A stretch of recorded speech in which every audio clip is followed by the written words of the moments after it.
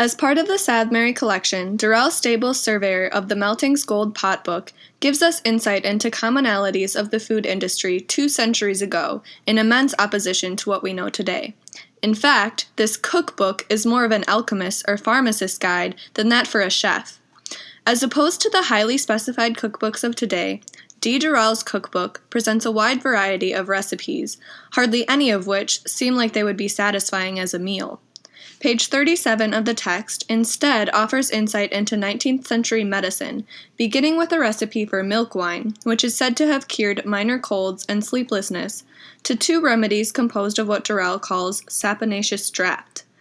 This, in modern language, basically means a fermented, soap-containing drink. In this case, the draught was used for much more than punishing a child, as is about the only known reason for consuming soap today. Durrell suggests it could be used to cure both yellow jaundice and epileptic fits.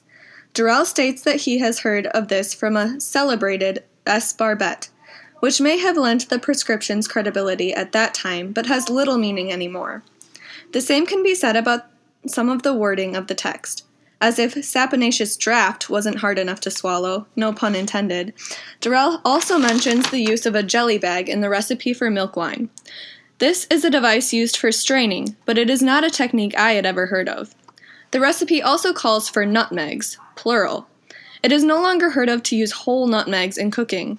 I, for one, would have no idea how to prepare them. This lack of processed spices apparent in the time frame this page was written, around 1830, leaves us wondering what kind of access people of the time had to these ingredients.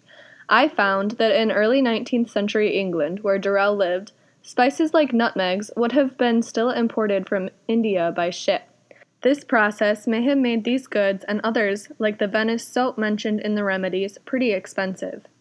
A deeper look into the author reveals that D. Durrell has the title of Esquire, most likely meaning he was a lawyer and may have had the funds for these goods.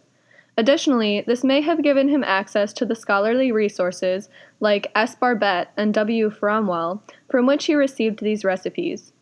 Using his knowledge, in a time long before patents were required for medication and before cookbooks were readily available to the public, let alone previewed on TV, Durrell's book provides a great representation of the more personal, journal-like cookbooks of his time and status.